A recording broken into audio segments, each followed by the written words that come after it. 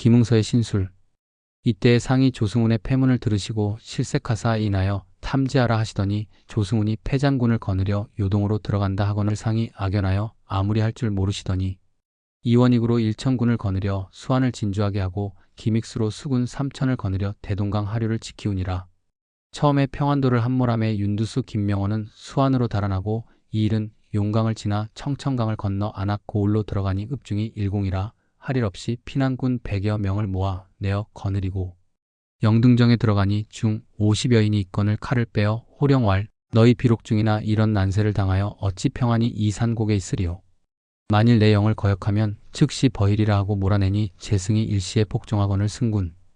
50여 명을 데리고 한 가지로 구월산성에 들어가 군기를 내어가지고 나아가다 길에서 연박경을 만나니 한 사람을 천거하여 왈 이는 문이 있는 사람이니 성은 한이요 명은 명현이니 용맹이 과인하며 지략이 무적하여 일찍 외선 수백 척이 결성에 이르렀으되 막을 장수 없더니 명현이 말하되 원컨대 수백군을 얻어 손으로 좋다 나아가 치면 반드시 적군을 파하리라 하며 즉시 100여인을 준대 명현이 군사를 거느리고 나가 과연 외적을 파하고 적병 100여 명을 버혀왔건을 내 장천하여 마병장을 시키니 제 평안도로 가려 하건을 머물러 장하에 두었나니 가히 이 사람을 불러 대사를 의논하라 한데 이 일이 즉시 명현을 불러보고 대의하여 시저리를 의논하니 대답이 여수하고 의사가 헌찰하며 국량이 당할 자 없는지라. 이 일이 대의하여 데리고 해주를 떠나 평양을 향하여 가더니 홍수원에 이르니 외적 100여 명이 둔치하였거늘 이 일이 군사를 잠깐 물려 산곡에 둔병하고 명현을 불러왈 너는 마땅히 지용을 시험하여 도적을 치라 한데 명현이 이르되 이는 서절구투라 어찌 좋기 계의하리요. 원컨대 100명 군사를 주시면 도적을 파하리이다 하거늘 이 일이 즉시 100군을 주니 명현이 왈 장군은 다만 군사를 거느려 산곡에 둔병하여 밤에는 불을 들어 응하고 낮에는 쟁북을 울려 외병으로 하여금 마음을 놓지 못하게 하소서 하고 인하여 뇌자산에 들어가 군사를 데리고 홍수원에 돌아와 심리를 물려 진치고 군사를 다 외인의 복색을 하고 호두기를 만들어 각각 하나씩 주어 가로되 오늘 밤 삼경에 적진을 파하리니 너희 등은 오직 내 길을 보아가며 적진에 돌입하여 지치되 호두기 없는 군사는 다 죽이라. 약속을 정하고 밤들기를 기다리더니 이때 외병 100여인이 또 남으로부터 홍수원에 들어와 합진하거늘 이 일이 급히 명현에게 기별하되 도적이 침병하여 형세 더욱 크니 모름지기 대사를 상심하고 실수함이 없게 하라. 한데 명현이 글로써 회답하되 적병이 3만이라도 좋기 일컬을 바 없으니 장군은 근심치 말고 다만 내 하는 대로 뒤를 쫓아 저봉하소서 하고 차야의 군사를 다 하물을 물리고 바로 적진을 향하여 들어가니 적인이 바야흐로 잠을 익히 들었거늘 명현이 군사를 재촉하여 일시에 고함하고 어지러이 지치니 외병이 어두운 밤에 동서를 분별치 못하고 달아나거늘 명현의 군사 승세하여 일군을 함몰한지라.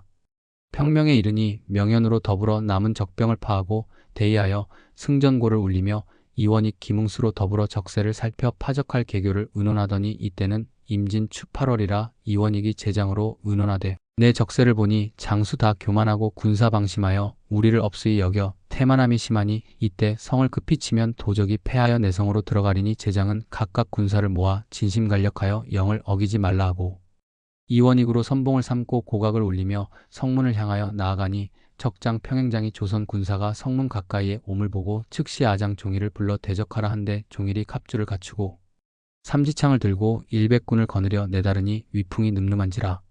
이 일로 더불어 싸울새 20여 합에 다다르니 이 일이 평생 기력을 다하나 팔이 무겁고 정신이 어찌라니 능히 그 적수 아님을 알고 말을 돌려 들어와 자성원에 진친이라.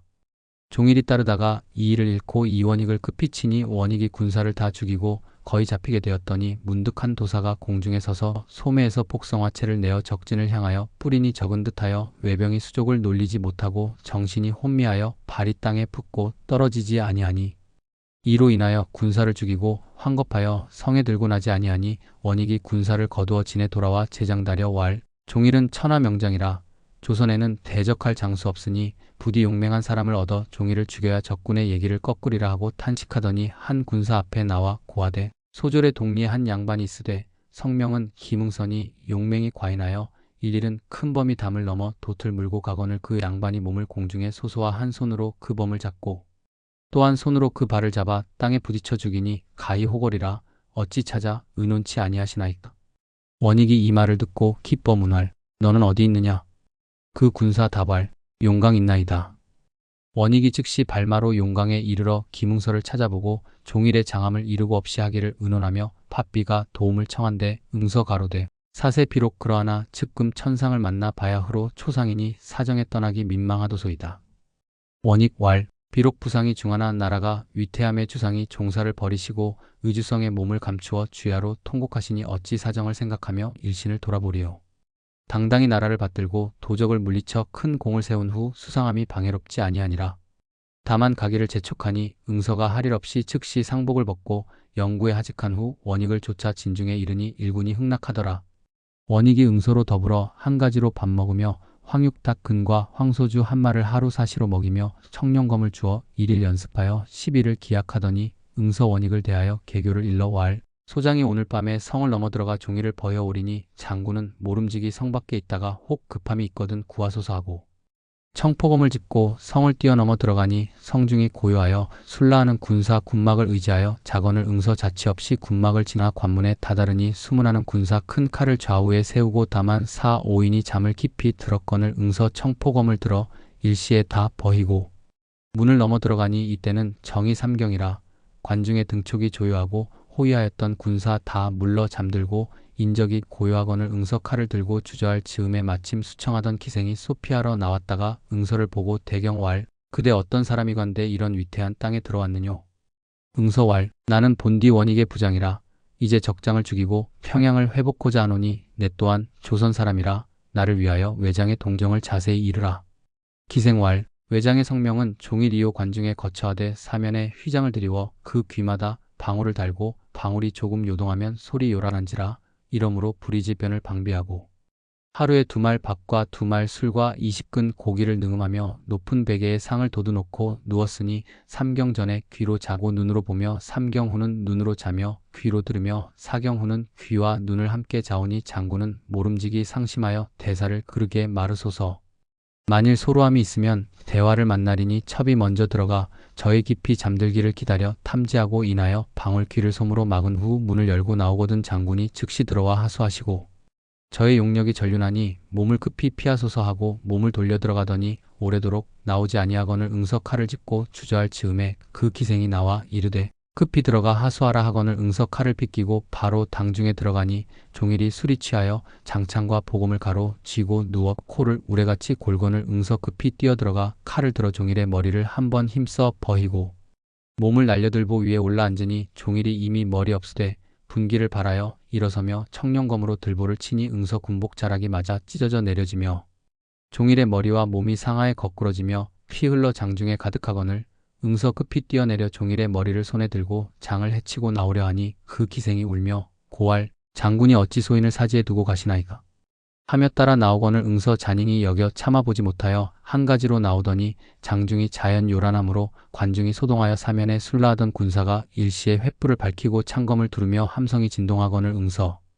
그 기생을 거두 잡고 한 손으로 청포검을 들어 전군을 지쳐 좌우로 충돌하여 나오더니 성 밑에 다다라는 외장 평행장이 칼을 두르고 눈을 부릅뜨고 꾸짖어 왈 내 간사한 꾀로 가만히 들어와 우리 장수를 죽이고 당돌이 달아나고자 하느냐 내 죄를 스스로 생각하여 내 칼을 받으라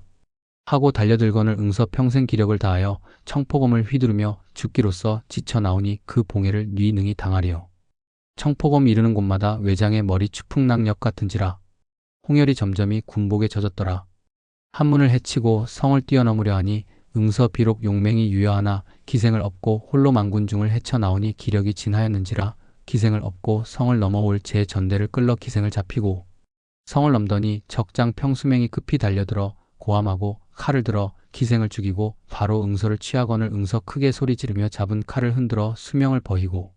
내다르니 원익의 비장 안일봉이 100여 군을 거느려 폭병하였다가 응서를 만나 한 가지로 돌아오니 원익이 대의하여 큰 공을 칭찬하며 대연을 베풀어 서로 할애하고 종일의 머리를 높이 길에 달아 호령하고 승전고를 울리니 제장과 군졸이 즐기는 소리 진동하여 적진 중에 들리는지라. 평행장이 군사로 하여금 외어 왈 너희 등이 정도로 싸우지 아니하고 간사한 꾀로써 자치 없이 들어와 나의 수족 같은 장수를 해하니 이는 불이라. 내 당당히 조선 인민을 다 죽이고 또한 너희 등의 머리를 베어 우리 기대에 높이 달아 나의 분함을 풀리라 하고 무수히 지력하거늘 원익이 대로하여 좌우를 돌아보아 왈 네 능히 저 도적을 잡아 이 한을 풀리오.